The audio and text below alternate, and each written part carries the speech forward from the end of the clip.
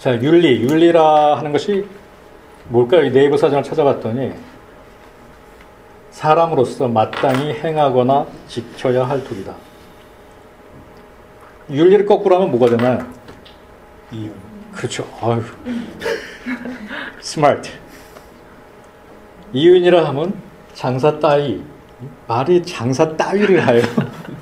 장사 따위를 하여 남는 돈. 야, 이 네이버 사전이 표준 국어 대사전이 아직도 산업공상에 우리의 관점을 많이 보여주고 있습니다. 같은 글자인데 순서만 바꾼 거거든요. 근데 우리가 많이 윤리라는 것이 이윤이라는 것과 서로 배타적이어서 내가 윤리를 잘 지키면 이윤을 남길 수 없고 이윤을 많이 내려면 비윤리적이 될 수 없다라는 생각을 겉으로는 안 해도 마음속에 좀 깔려 있는 경우가 많습니다.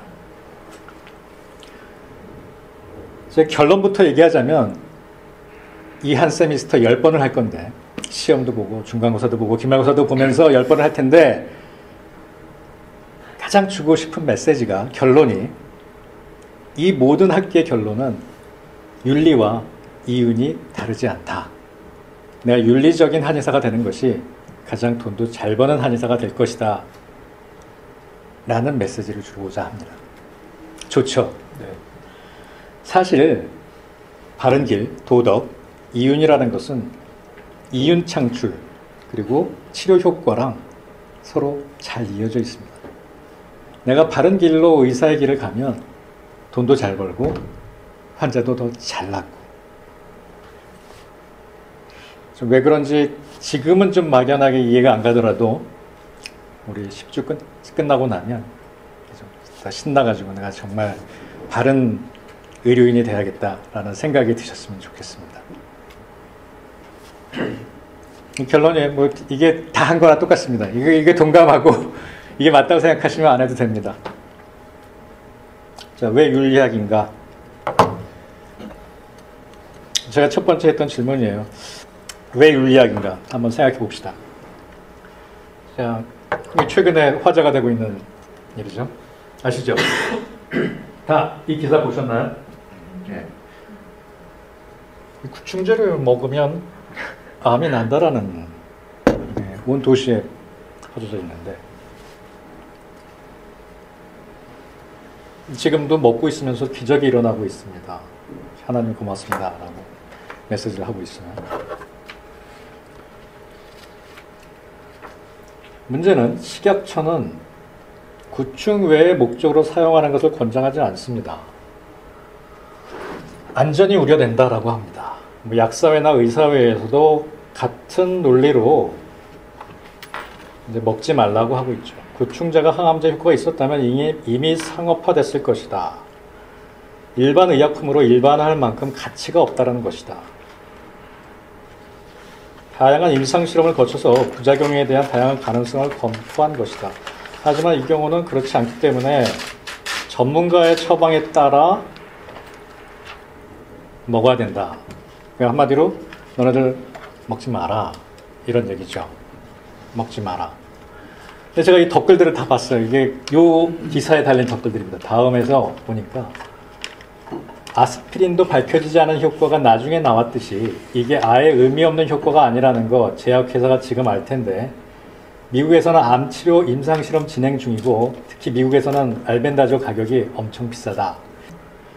아스피린이 검증된 똑같은 잣대로 지금 알벤다조를 금지하고 있는 거죠. 합리적이지 않나요? 아직 충분한 임상 경고가 모이지 않았으니까. 뭐 비아그라도 처음엔 진통제였던 것 같은데 뭐 이런 것들이 많죠. 일단 또 보면 복용하는 만에 코막힘이 사라지고 위산 역류가 사라지고 눈 팅팅 끼꺼지고 머리 감을 때 덜 빠지고 내가 좀 많이 먹어야 될 거야. 어깨 결림이 없어지고 무릎 아픈 것도 사라지고 뭐 이런 댓글이 되게 설득력 있어. 저도 20일 동안 자기 임상 실험 중이래요. 이게 다 한 가지 그 기사입니다. 나도 복용 7시간 지났는데 비염심에서 수술해도 그대로인 코에서 지금 코막힘이 없고 아예 농이 낀 콧물이 안 만들어지고 있습니다. 너무 신기하고 있습니다. 그래서 이 밤에 기사를 검색하고 있네요. 재밌죠? 6달 먹고 저도 비염이 완전히 나왔어요. 코로 숨 쉬는 게 얼마나 큰 기쁨인지. 여기다 거짓말하겠어요, 이 사람들이? 뭐 팔아먹으려는 것도 아니고. 이거 뭐 기전에 대한 가설을 얘기한 거고요. 여기는 뭐 해마다 먹었는데 효과 없었다. 이건 뭐 이게 구충제를 계속 먹어야 되는 거예요. 이게 한 번 먹고 구충제 죽이는 게 아니라 여기 말한 대로 세포에 암세포라는 게 자기 자연사를 이끌어내는 거기 때문에 이렇게 뭐 여러 가지 방법이 있어요. 이렇게 며칠 먹고 며칠 쉬고 해서 몇 달을 계속 먹는 시스템이기 때문에 이건 잘 모르고 하는 얘기고. 그다음에 이거 먹은 다음에 비염을 졸업했습니다. 환절기면 코 막힘에 밤을 설쳤는데 3일 복용 후 코가 뻥 뚫렸습니다. 알벤다졸 지척. 복용 3일 하니까 콧속안 딱지가 떨어져 나오고 코로 숨쉬게 됩니다. 이게 그냥 넘길 뜻 아닙니다. 직접 경험해 보니까 개 있는 사람들 꼭 복용해 보세요. 근데 또 이런 기사도 있습니다. 잘 보십시오.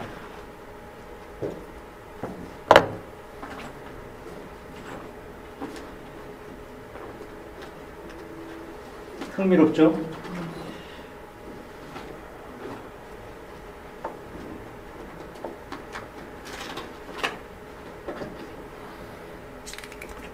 여기서 이제 아까 글들이랑 좀 다른 것은 이제 제약회사에 대한 비판이 있죠. 의약으로 인한 돈벌이 때문에 얘네들이 이거 가만 놔두지 않을 것이다.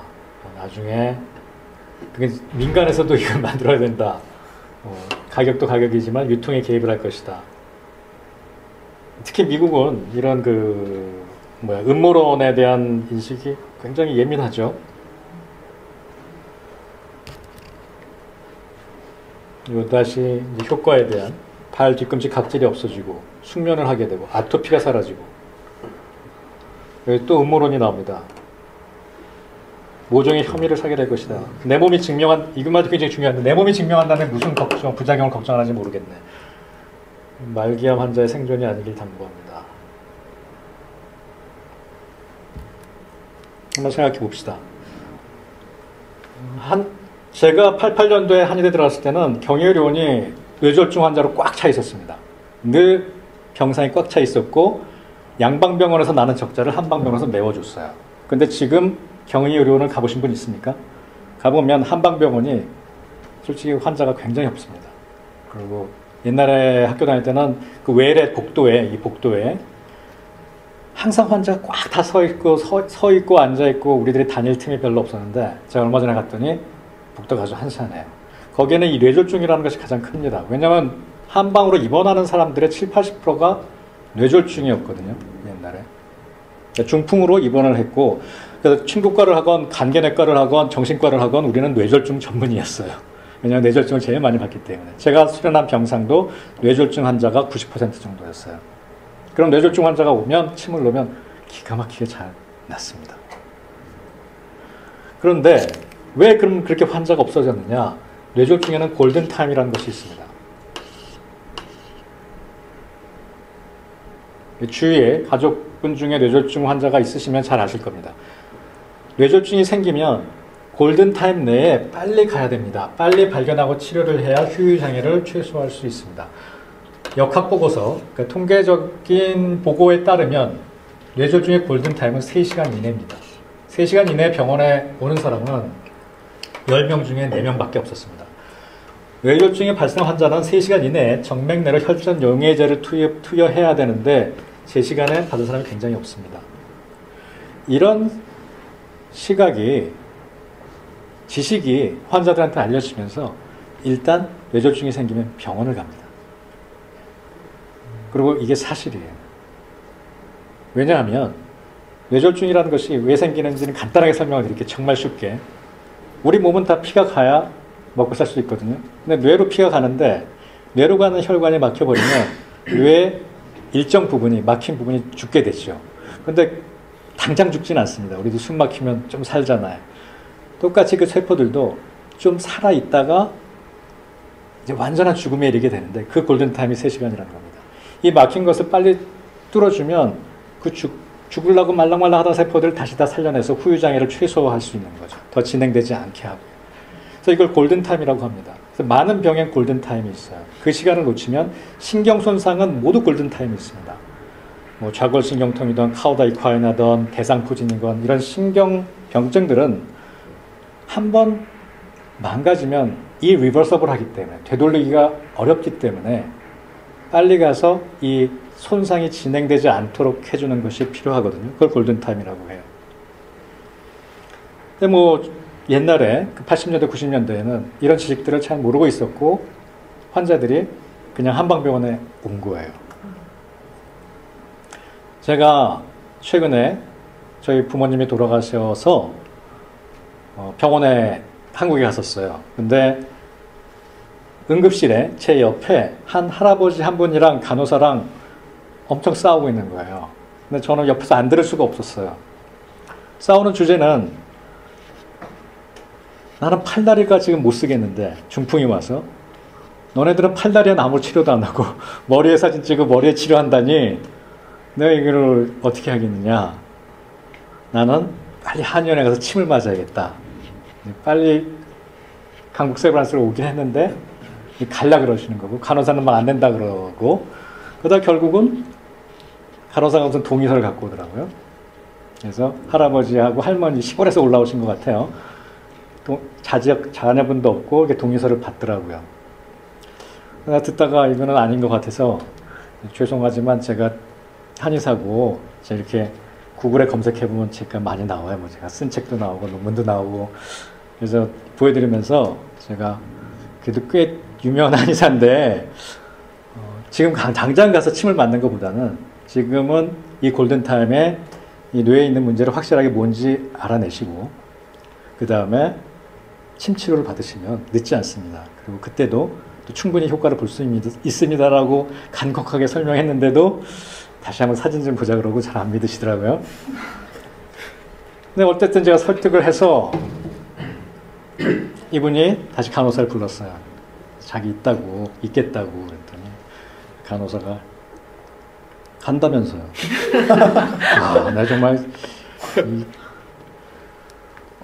왜 그래요 사람이. 잘 생각하셨어요 그러고 의사도 또 와서 똑같은 소리 하더라고요. 참 걔네들이 의료인리를 배워야 되는데 나도 저 의대에서 가서 의료인리를 가르쳐달라면 열심히 해서 가르쳐줄 텐데 왜 그런 일이 발생을 합니다.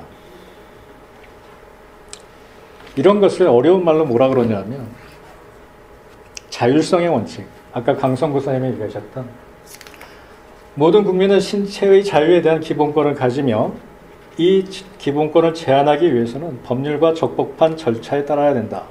하다못해 범죄자를 수사하더라도 이를 제한하는 경우에도 자유와 권리의 본질적인 내용을 침해할 수는 없다. 이런 자율성의 원칙이 있습니다. 의료인류에서 중요한 원칙이고요.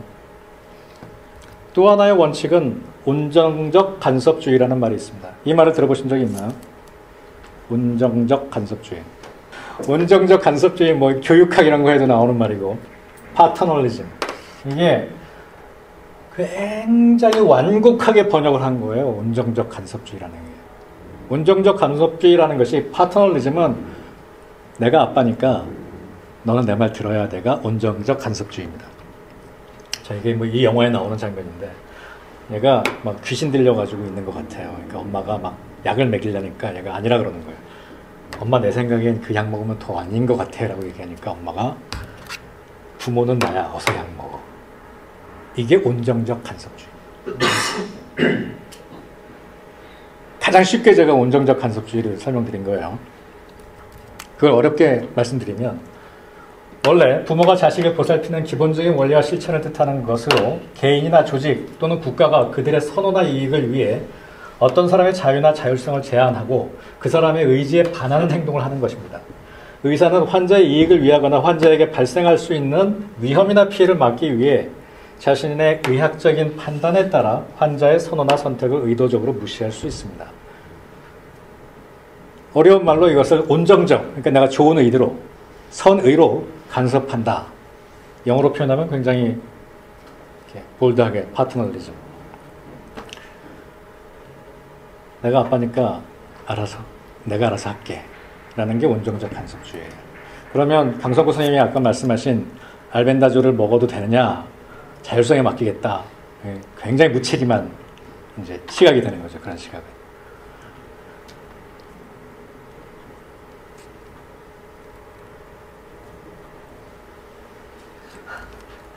의사의 온정적 간섭주의는 근데 문제가 있습니다.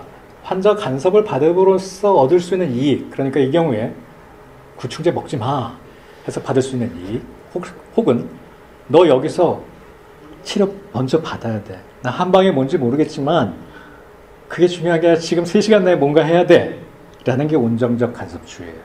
그죠? 그 두 개가 서로 모순되는 경우가 많습니다. 자율성의 원칙과 온정적 간섭주의가. 그러면 그 시골에서 올라오신 노부부의 경우 자율성의 원칙에 맡겨서 환자에게 선택하게 했다면 저는 굉장한 후유증을 남겼을 거라고 생각해요. 완전히 팔을 잘 못 쓰셨거든요. 그래서 저는 내 나름대로 사람 하나 구했다라고 생각하고 왔거든요. 오지랖 부려가지고. 늘 모순되고 쉬운 답변은 없습니다. 그죠? 이런 게 우리가 윤리학을 공부해야 되는 이유입니다. 어떻게 더 합리적인 환자에게 도움이 되는 선택을 할 수 있을 것인가. 그래서 이 간의 비교평가라는 것은 뭐냐면 내가 이렇게 꼰대짓해서 환자가 얻을 수 있는 이익과 자율성이 침해돼서 받을 수 있는 해악, 혹은 자율적인 선택에 의해서 받을 수 있는 이익, 두 가지가 상충되잖아요.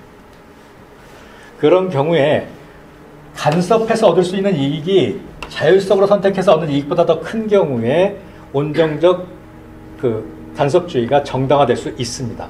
반대로 자율성 침해로 초래되는 피해가 더 크다면 정당화될 수 없겠죠. 그러면 알벤다졸의 경우 이익이 큽니까? 손해가 큽니까? 그 의사가 이 꼰대짓을 해서 생기는. 두 번째, 아까 제 옆에 있었던 노부부의 경우 이익이 큽니까? 손해가 큽니까? 이익이 큽니다. 예, 사실 판단하기 굉장히 어려운 문제인데 두 번째 경우는 좀 되게 obvious해요. 이익이 큰 경우입니다. 근데 알벤다졸의 경우는 아직 아무도 모릅니다. 예, 아직 아무도 모릅니다. 불과 3년 후에 이 예약이 이렇게 효과적이었다고 다시 막 상표만 바꿔서 시판될 수도 있습니다. 그래서 이런 여러 가지 문제에 대해서 합리적이고 정당한 잣대가 필요하죠. 결정을 해줘야 되니까. 자율성에만 맡겨버린다는 생각이 윤리학 이전에는 많이 통했었는데요. 왜 그게 차차차차 그런 생각들이 도전받고 새로운 윤리학적인 접근이 필요한지 한번 생각해 보도록 합시다. 99명이 이익을 받아 한 명이 심각한 부작용이 있을 수 있다면 이게 알벤다졸의 케이스에 많이 이제 거론되는 이슈거든요. 어느 정도 암을 5년 살 사람이 6년 살게 해줬다고 칩시다. 그런데 그 중에 한두 명은 100명 중에 심각한 부작용으로 안 죽어도 될 사람이 죽었다고 친다면 그런 경우에는 한 명의 심각한 부작용이 더 중요하게 다루어져야 됩니다. 그래서 우리가 감기약 같은 것도 먹고 좀 좋아진다고 해서 100명 중에 아니야 10,000명 중에 한 명이라도 심각한 부작용이 있을 수 있다면 시판 허가를 내주지 않잖아요. 그죠? 왜냐하면 감기 안 먹고도 좋아질 수 있으니까. 굉장히 중요한 어떤 의료에 있어서 다른 분야와 다른 점이거든요. 이 안건을 가지고 이걸 한번 생각해 봅시다.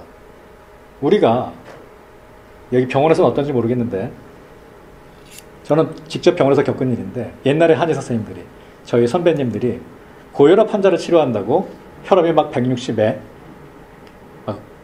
저희 130에 160에 150에 180에 이렇게 아주 높은 사람을 혈압약을 바로 끊게 하고 한약을 처방해요. 그럼 왜 선배님 그러시면 되겠습니까? 그러면서 그 혈압약 먹으면서 한약 먹으라 그래도 자기는 이 혈압약 먹으면 꼭 안 될 것 같다 끊어야 된다 그러니까 내가 운동 좀 열심히 하라 그러고 짠 거 못 먹게 하고 이렇게 한다는 거예요. 그럼 그렇게 했을 경우에 대부분의 환자들이 좋아져요. 왜냐하면 운동도 하지, 그리고 짠 것도 안 먹지, 혈압도 심지어는 좀 떨어집니다. 그리고 한약도 먹지. 한약이 얼마나 몸에 좋아요. 그러니까 기운도 나고. 근데 눈에 보이지 않게 혈관에서는 딴 일이 일어나고 있는 거죠. 혈압이 관리가 안 됐을 때 뇌졸중에 올 확률은 통계적으로 4배 정도가 높아집니다. 혈압이 관리가 되는 환자에 비해서. 괜찮은 사람도 있겠죠. 담배 펴도. 똑같이 양약 끊고 혈압약을 복용해도 괜찮게 더 잘 사는 사람도 있습니다. 그런데 10년, 20년 절대 이익이 되지 않습니다. 당뇨 치료도 마찬가지인데요. 저희 아버지가 돌아가시기 한 20, 30년 전에 당뇨 진단을 받으셔서 아들이 한의사니까 당뇨에 좋은 거 없냐, 내가 한약이나 드시고 당뇨약 꼭 드시고 당뇨에 좋은 한약 없다고 생각하시라고 이렇게 말했는데, 어느 날 가보니까 이렇게 누에를 말려가지고 그걸 드시고 계시더라고요. 누에를 먹으면 혈당이 조절됩니다. 아시죠? 혈당이 어떻게 조절되냐면 소장에서 탄수화물이 흡수되는 것을 누에에 있는 성분이 차단합니다. 그러면 이제 혈당이 떨어지는 거죠. 근데 누에라는 게 다 다르게 생겼잖아요. 그리고 어떻게 건조시키고 어디서 사왔느냐에 따라서 그 성분이 다 다른 거예요. 이 약은 무슨 말이냐 하면 당뇨약을 어떤 날은 10ml, 어떤 날은 8ml, 어떤 날은 15ml 먹는 거예요. 혈당이 제대로 조절이 되겠어요? 단순히 혈당이 떨어진다는 것이 당뇨를 치료할 수 있다는 개념이 아니거든요. 심지어 한의사 아버지도 그래서 내가 드시지 마시라고 하고, 한약으로 꼭 도움 받고 싶으면 이제 좀 제가 변증해서 다른 방법으로 처방을 해드렸는데,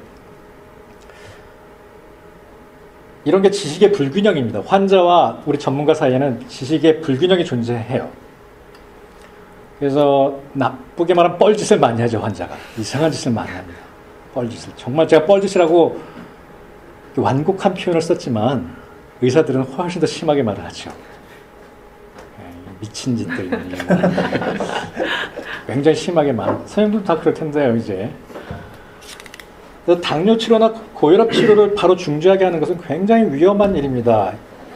간섭을 받음으로써 생길 수 있는 이익이 훨씬 큽니다. 여기에 대해서 챌린지하고 싶은 선생님들이 있다면 저한테 개인적으로 토론을 한번 해봅시다. 여러분들 생각을 바꿔주고 싶고요. 한약이 얼마든지 큰 도움을 줄 수 있는데 혈당은 꼭 조절돼야 됩니다. 혈당은 꼭 조절돼야 되고, 이런 것이 온적분적 간섭주의가 갖는 이슈 중에 하나예요. 자, 한번 생각해 봅시다. 의사의 지위와 환자의 관계. 이 온적분적 간섭주의가 등장하는 배경에는 의료윤리 들어와가지고 그냥 편안하게 수업할 줄 알았는데 별 이상한 용어도 나오고 좀 골치 아프죠. 근데 앞으로는 훨씬 더 골치 아플 겁니다. 앞으로는 훨씬 이제. 근데 어떻게 윤리학이 등장했는지부터 나오면, 온정적 간섭주의의 바탕에는 이 관계라는 것이 깔려 있습니다. 내가 너보다 훨씬 우월한 위치야라는.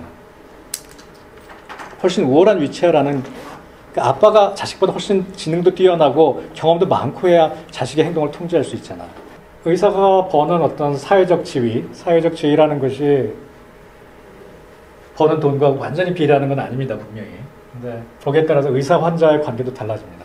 근데 미국 같은 경우는 이렇게 돈을 잘 벌고 특권이 많다 보니까 온정적 간섭주의가 더 잘 워킹하겠습니까? 안 하겠습니까? 훨씬 잘 워킹합니다. 그러다 보니까 이런 드라마가 만들어지는 거죠. 누구인지 아시죠? 닥터 하우스. 네, 하우스의 명대사예요. 이거 굉장히 유명한 대사입니다. 얘기하면 다 아는. 저도 이 하우스를 굉장히 즐겨봤기 때문에 기억을 하거든요. 하우스가 이렇게 얘기해요. 환자는 늘 거짓말을 해. 환자를 믿으면 안 돼. 그죠? 기억하시죠? 너가 믿어야 될 것은 이 엑스레이 필름과 CT 스캔 필름이야. 환자는 늘 거짓말을 해. 이런 게 온정적 간섭주의입니다. 내가 훨씬 잘 알기 때문에 환자 말을 그대로 들으면 안 되고, 환자가 원하는 걸 해줘도 안 되고, 그 멍청한 환자들을 우리가 바로 잡아줘야 돼. 근데 이걸 보면서 많은 미국인들은 저게 맞나 보다라고 느꼈던 거죠. 저를 비롯해서. 멋있잖아요, 닥터 하우스가. 근데 이 철학적인 커다란 흐름에서 보면 닥터 하우스가 담고 있는 메시지들은 굉장히 구시대적인 사고방식입니다. 그래서 제가 여기다 주지주의라는 말을 썼잖아요.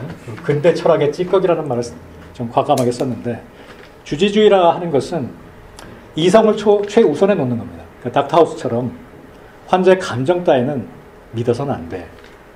감정 따위 때문에 늘 거짓말을 하거든. 우리가 믿을 수 있는 건 객관적인 사실들, 연구의 결과들, 혈액 검사, 방사선 검사. 이런 게 주지주의입니다. 그러면 환자를 보는데 과연 이성적인 판단이 전부인가 하는 데는 의문이 남습니다. 오늘은 이 수업이 제가 온정적 간섭주의를 가르치려고 한 수업은 아니에요. 뭐 의료윤리의 뭐 4원칙 이런 것들을 얘기할 때 나오는 단 한 가지 항목입니다. 근데 여러분들이 도대체 의료윤리 시간에 뭘 공부하는 건지 모를 것 같아요. 근데 제가 거기다 대고 뭐 칸트의 규범윤리가 어떻고 아리스토텔레스의 덕윤리가 어떻고 이런 얘기하면 되게 재미없잖아요. 다음부터 그런 얘기 할 거예요.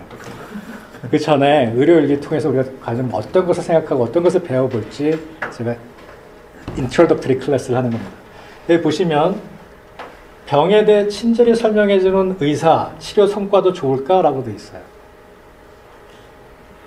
뭐 대화가 필요하고 환자가 막 다 틀어놓는 거죠. 그리고 의사는 이렇게 좀 이거 어떡하지 난감해하고 이 아리크를 여기 가서 보시면 의사가 쓴 글인데 대화 많이 듣는 게 중요하지 않다고 잘 판단하는 게 이제 주지주의적인 그러니까 이성을 최우선에 놓는 이제 시각을 의사니까 그렇게 펼칩니다.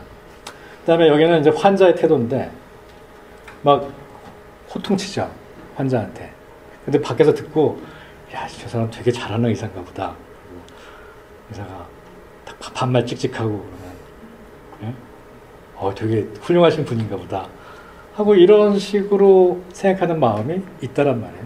이게 굉장히 구시대적인 근대적인 사고방식이라는 거죠. 그러니까 근대적이라 하면 구시대적이란 말과 완전히 이퀄입니다.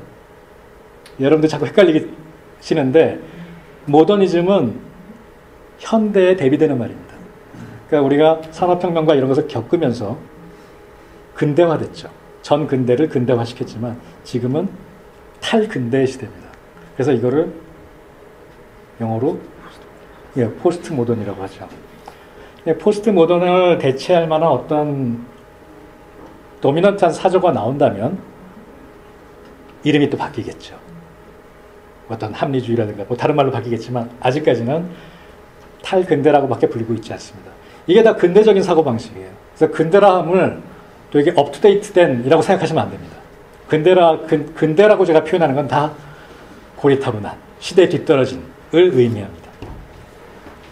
그러면 이 두 가지 사고방식들을 보면 온정적 간섭주의가 워킹해야 되는 것 같단 말이에요. 우리는 그 환자를 볼 때 어떻게 봐야 되는가? 이게 더 중요한 일이겠죠. 아까 얘기했죠. 제가 병원에서 겪었던 일. 기계를 고치는가 사람을 고치는가. 왜 친절한 의사가 더 좋은 의사일까? 왜 친절한 의사가 더 좋은 의사일까요?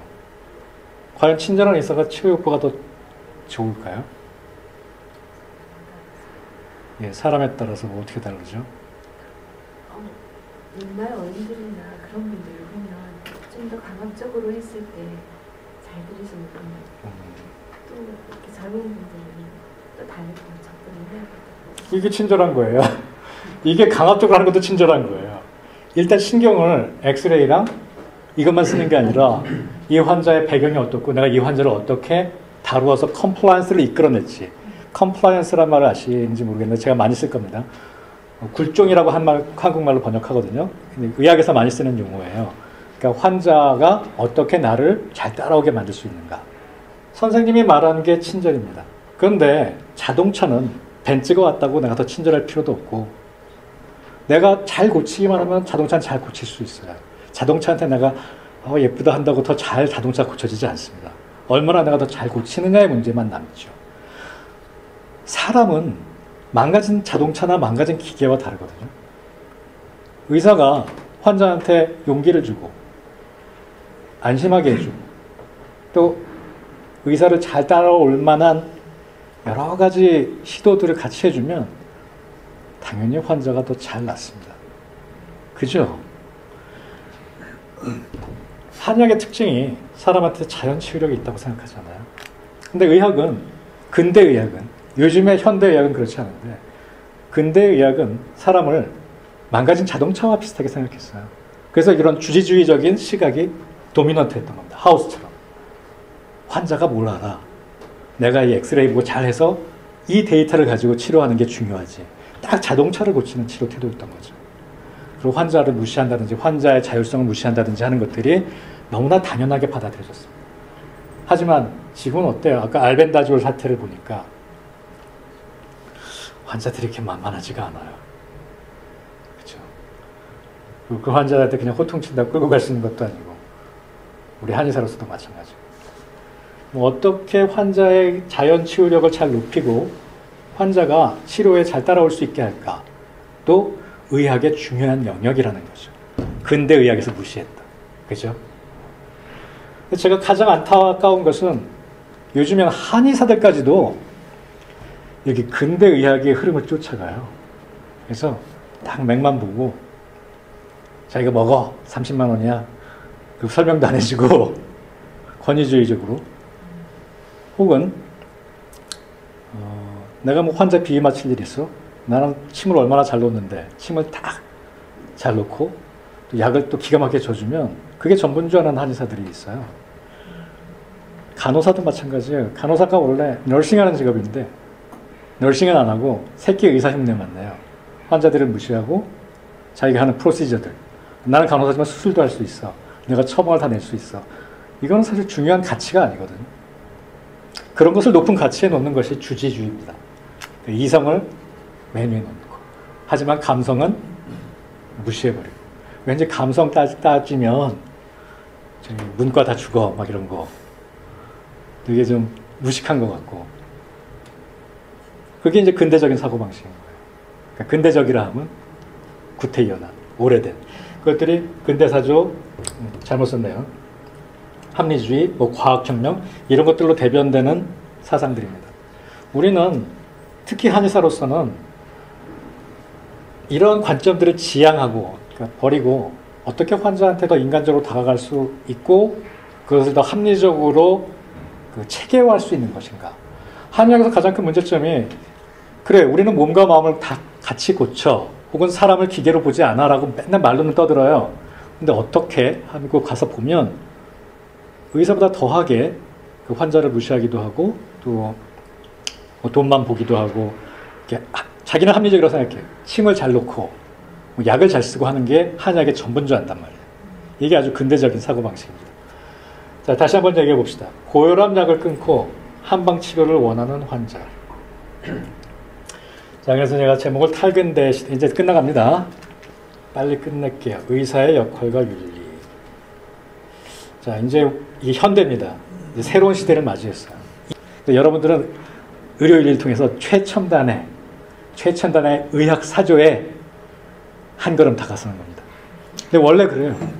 모든 학문이. 기초 학문이 먼저 변해요. 철학이 변하고 수학이 변하고 물리가 변하고 그 다음에 응용 학문이 변합니다.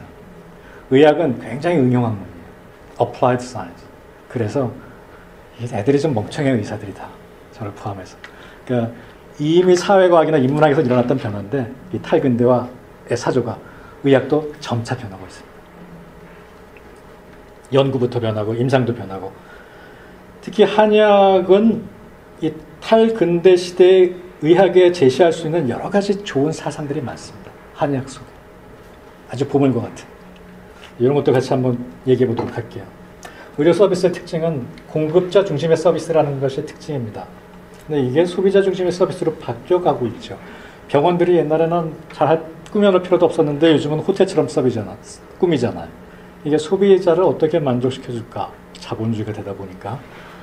그 다음에 아까 얘기했던 정보의 불균형이 있습니다. 의사가 훨씬 더 많은 지식을 갖고 있습니다. 이거는 아까 얘기했던 페이트론 피지션, 클라이언트 서전의 관계에서 닥터 페이션트 관계로 이동하면서 나타나는 일이기도 합니다. 근대가 되면서 완전히 공급자 중심의 서비스로 바뀌었거든요. 근데 이제는 다시 많은 서비스 컨설턴트들이 병원을 하면 컨설턴트를 불러요. 저도 불렀었거든요. 그럼 3천만 원씩 달래요. 하고 나면 얘가 뭘 했지 도대체 싶어요. 뭐 상담만 한 거죠. 이제 뭐 직원 교육시키고 뭐 어떻게 동선을 꾸미고 광고는 이렇게 하고 되게 억울해요. 그 돈을 주기가. 그런데 그 친구들이 하는 일이 소비자 중심의 서비스로 바꿔나가요. 그러니까 뭐 환자를 고객님이라고 부른다든지 뭐 어떻게 누구누구님이 오셨냐고 부른다든지 뭐 대기열은 어떻게 관리해야 되든지 이런 것들이 다 소비자 중심의 서비스로 변하고 있는 과정이에요. 그 다음에 의료는 공공재의 성격을 갖고 있습니다. 그러니까 돈이 없다고 해서 치료를 못 받으면 안 되잖아요. 그죠? 이게 손사 박사님이 했던 말이기도 한데 누구든지 치료는 받을 권리가 있고 그거를 사회에서 제공해 줘야 돼요. 예를 들어서 물을 여기 뭐 어떤 강이 큰 강이 있는데 어떤 부자가 그 물을 사서 내 맘대로 다 쓰면 그리고 그걸 통제하면 그 사람은 엄청난 돈을 벌 거란 말이에요. 계속. 왜냐하면 꼭 필요한 거니까. 그러니까 물이나 이런 것들 공공재고 의료도 공공재의 성격을 갖고 있습니다. 그래서 자본주의의 손에만 맡겨놔서는 안 됩니다. 그래서 제가 아까 중국이 꼭 나쁜 방향이냐 그렇지 않습니다. 뭐 장단점이 있습니다. 캐나다 같은 경우도 마찬가지입니다. 그래서 돈을 못 버는 것이 꼭 나쁜 건 아니고 그걸 소명을 가지고 또 일하는 의사 선생님이 있는 거고요. 그러면 이거 어떻게 그 밸런스를 잘 맞춰서 공공재의 성격도 살리고 우리가 가난한 사람에게도 양질의 의료 서비스를 제공하면서 뭐 좀 더 와닿게 얘기하면 돈이 없는 사람이 왔는데 내가 어떻게 돈을 받고 진료해야지? 윤리적으로 맞게? 이런 얘기를 생각해 보자는 겁니다. 의료윤리 시간. 뭐 사회, 인문 뭐 이런 것들이 다 같이 우리가 큰 흐름 안에서 생각해 줘야 됩니다. 윤리적인 문제들. 이제 사실은 이걸 제가 맨 처음 슬라이드로 넣었었는데 이게 맨 처음 슬라이드가 될 수도 있어요. 마무리해 보겠습니다. 이 슬라이드로. 기인부전이란 말 아시나요? 옛날 허준 드라마에 나오던 말인데 옛날 사람들은 알 텐데 강성구 선생님 아시죠? 그 드라마에 보면 아주 똑똑하고 공부를 잘하는 친구가 있는데 그 친구한테 의학을 전수 안 하고 허준한테 전수를 합니다. 그래서 왜 나한테 내가 다 1등이고 그렇게 공부도 잘하는데 안 되냐 그랬더니 너는 이 성품이 글러먹어가지고 내가 의학을 가르쳐주면 안 된다. 그게 기인부전입니다. 그러니까 그 사람이 아니면 이 기술을 전할 수 없다. 요즘은 어떠냐면 그냥 공부만 잘하면 다 전하잖아요. 그리고 그 사람들이 나가서 많은 범죄를 저지르고 있죠. 최근에 미국에서는 암센터인데 굉장히 큰 암센터인데 거기 의사가 환자들한테 가짜 진단을 내렸어요. 암이 아닌 환자한테 암 진단을 내리고 그 사람한테 항암 치료를 해서 엄청난 돈을 번 거예요. 네, 항암 치료 뉴스에 크게 났어요. 몇 년 동안. 그 사람들 자기는 암도 아닌데 가족들도 고통을 겪고 머리 다 빠지고 항암 치료하고 몸도 망가지고. 그리고 뭐 성범죄 같은 것도 너무나 많고요. 기인부전을 안 했기 때문이죠. 그래서 좀 진지하게 의료윤리 시간에 여러분들 뭐 별로 신경 안 쓰는 수업이라는 거 제가 알고 있는데 저는 하여튼 열정적으로 할 테니까 같이 한번 참여해 봅시다 우리. 그다음에 양심적으로 운영하면 가난해야 되는가? 뭐 아까 얘기한 대로 그렇지 않습니다. 근데 왜 그렇지 않은지 같이 생각해 보죠. 처방은 공개되어야 하는가? 환자가 처방을 알려달래요. 나 이거 비방 배워가지고 이제 돈 좀 벌라 그러는데 처방 알려주면 이 사람이 저기 가서 약 사 먹을 거 아니에요. 요즘은 미국 한인타운 가도 약 다 팔잖아요. 미주노용 가서 사 먹으면 안 되잖아요. 그럼 알려줘야 돼요.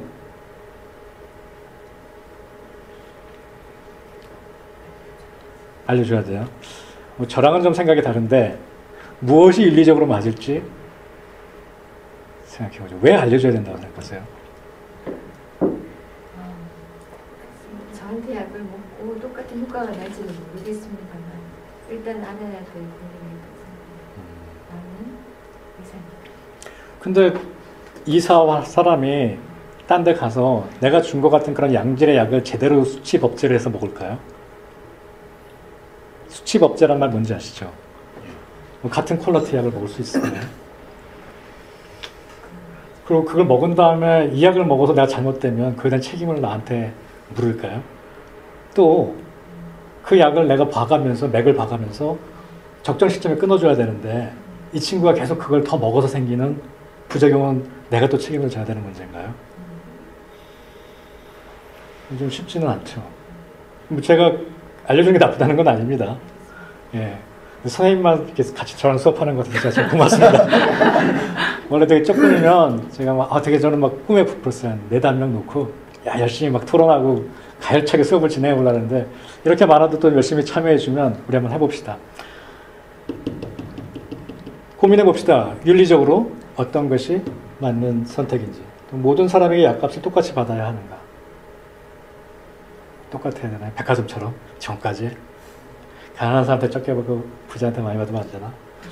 그다음에 무료 치료 이거 큰 문제예요. 요즘 한국에서는. 미국에서도 문제가 되는데 이제 환자가 이제 찌르는 거죠, 보험회사에. 내가 보험 환자한테 자기 부담금을 안 받고 치료를 해주는 거예요. 많이 그러거든요. 그리고 그러면 이제 보험회사에서 의사는 받아요. 그리고 이 환자는 딴 데 갈 사람이 자기 보험 금을 안 내도 되니까 나한테 오잖아요. 그럼 그게 호객이 되는 거죠. 아무리 선한 의도에서 했더라도 이제 고발해서 감옥 가는, 감옥이랑 뭐 벌금을 내든지 그런 게 되겠죠.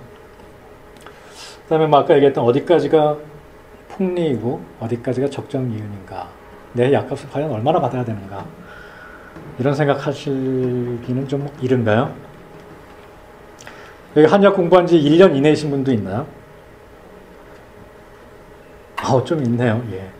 그렇구나. 예. 제가 더 의율리는 상관없잖아요. 이거 한의학 몰라도 뭐 이런 거는 좀 생각 없. 근데 개월 앞두고 계신 분들은 되게 이렇게 마음에 와닿는 문제일 수 있을 겁니다. 그래서 제가 10주 동안 할 내용들이에요. 이게 일단 윤리학이란 무엇인가 다시 한번 좀 오늘처럼 내러티브하게 가지 말고 좀 시스테믹하게 체계적으로 한번 살펴보고요. 그 다음에 윤리와 경영이 어떻게 컨플릭트 하는지, 그리고 우리가 그 안에서 어떻게 밸런스를 같이 맞춰볼 수 있는지, 그리고 이게 서로 배타적인, 그러니까 내가 A를 취하면 B를 버려야 되는 상황이 아니라는 거, A와 B를 같이 가져갈 수 있다는 거, 윤리와 경영적인 면을. 그 다음에 히포크라테스 선서에 대해서도 한번 좀 다 뜯어봅시다. 그리고 근대 윤리학, 그러니까 철진한 윤리학, 그 다음에 현대 윤리학, 이런 사조들에서 어떻게 우리의 판단을 도와주는지. 우리가 이런 걸 모르면 그 섬 마을에 사는 사람들처럼 되는 거예요. 이런 사조들을 모르면 못 배웠기 때문에 내가 저 여자한테 막 가서 만져도 되는 줄 알아요. 그렇잖아요. 그 섬 마을의 여선생님도 그렇고 그 사람들은 죄의식이 별로 없었어요. 단지 모르기 때문에. 왜 그러고 살았으니까. 네, 요즘에는 막 애들들 뭐 고추만 만져도 안 되잖아요. 큰일 나죠. 옛날엔 다 그런 줄 알았거든요. 시대가 변하면 우리도 시대에 맞춰서 어떤 기준으로 판단해야 될지를 알 수 있고, 혹시라도 저는 소송을 몇 번 해봤는데 잘 여러분을 방어할 수 있습니다. 기준에 맞춰서. 그리고 현대의 덕윤리와 성품윤리, 이것이 현대에 가장 도미넌트하게 제시되는 윤리관이거든요. 덕윤리가. 이것을 공부해보고, 손사막의 의학윤리가 이 덕윤리랑 상당히 흡사합니다. 그리고 손사막 선생님의 의학윤리는 아예 한 학기를 가르쳐도 될 만큼의 양이에요. 그 다음에 동양 사상이 갖는 전통의 윤리 사상이 있을 거고, 이것이 어떻게 응용윤리, 의학윤리에 적용될 수 있는지, 이런 것도 좀 얘기해 볼 거고, 여기 경영 얘기했잖아요. 윤리가 어떻게 치료 효과에 또 같이 갈 수 있는지, 왜 윤리적인 의사가 더 치료를 잘할 수 있는지, 착한 의사가 환자를 잘 고칠 수 있는지 한번 얘기해 봅시다. 이게 어떤 한의학의 윤리관의 가장 중요한 다른 점일 겁니다. 여러분들이 심장 수술을 해야 된다면 심장병으로 죽어가더라도 손이 아주 정교하고 경험이 많은 심장외과한테 갈 거 아니에요. 그죠? 그 의사가 심장병이 있든 말든 상관이 없어요. 기술이 중요해요. 그런데 여러분들이 PT를 간다고 생각해 봅시다. 퍼스널 트레이너한테. 근데 저처럼 이렇게 베리베리한 사람이 야, 내가 너 3개월만 있으면 이렇게 만들어줄게 하면 돈 내겠어요? 그 차이가 뭔지 아시겠어요? 내가 필라테스를 하는데 선생님이 막 이러고 다니고 이러고 있으면 내가 가서 안 한단 말이에요.